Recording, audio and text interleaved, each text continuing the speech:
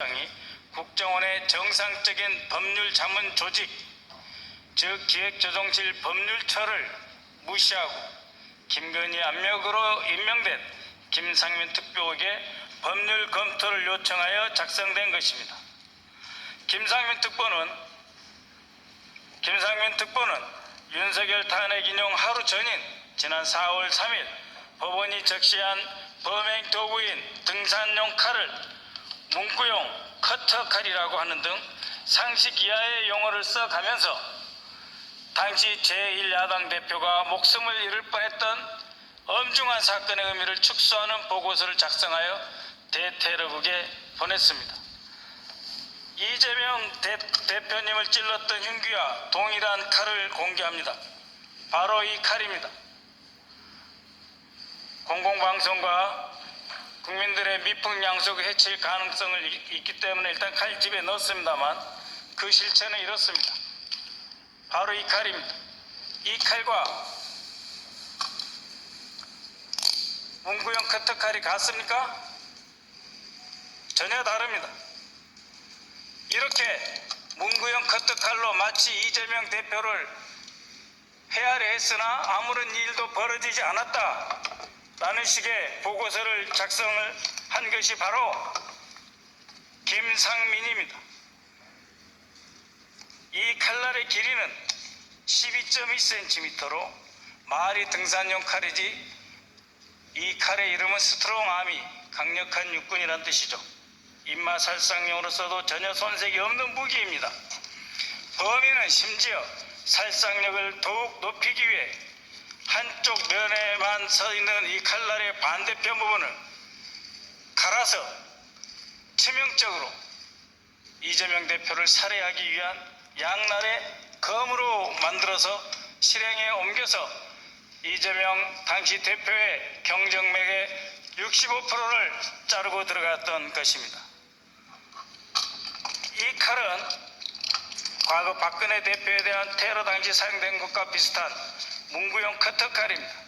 찌르기는 아예 불가능하고 조금만 힘을 줘도 부러지는 무기로 쓸 수 없는 사무용품에 불과합니다.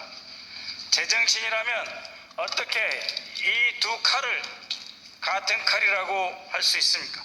그것도 국가 최고 정보기관인 국정원 보고에서 말입니다.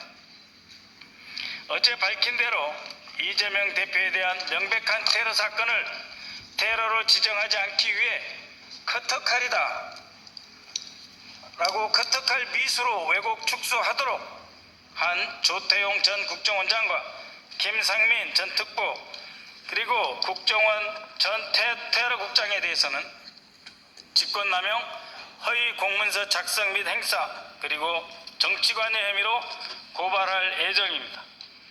그때 사건 현장에 함께 있었던 전진호 의원님의 추가 보고입니다.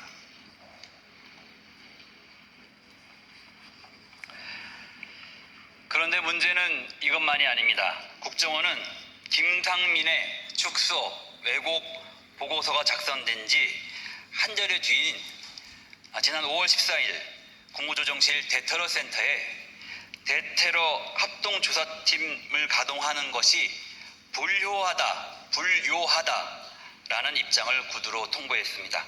이 사실은 지난 7월 국무조정실을 통해 확인된 것입니다. 테러위기관리 표준 매뉴얼에 따르면 대테러 합동조사팀이 테러 여부를 신속히 규명하고 결과를 대테러센터에 통보하도록 되어 있습니다. 조사팀을 가동할 필요가 없다는 국정원의 판단은 사실상 이 사건의 테러 지정을 하지 않겠다는 의미입니다.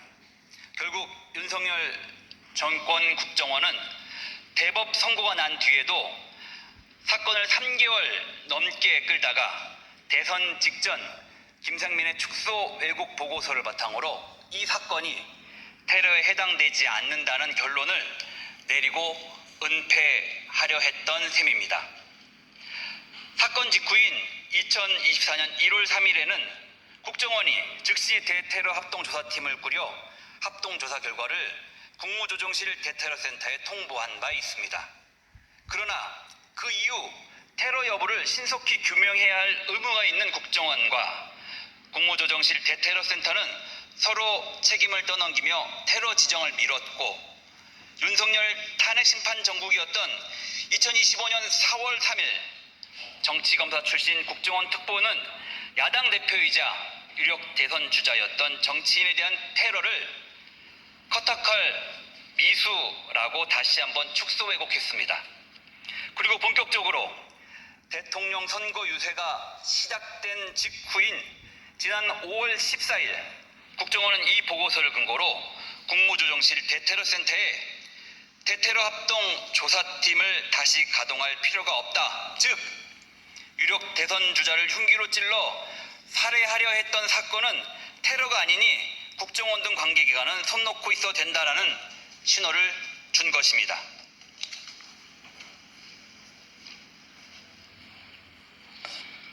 네, 이 때문이었을까요? 지난 대선 유세 직전부터 이재명 대통령 후보에 대한 테러 위협이 급증했고, 그럼에도 불구하고 정치적 균형을 맞춘다면서 여야에 동일하게 파견된 경호팀만으로는 위협 대응이 불가능해서 저희 민주당은 자체적으로 경호 지원팀을 편성해서 대선이 끝날 때까지 한시도 긴장을 늦출 수가 없었습니다.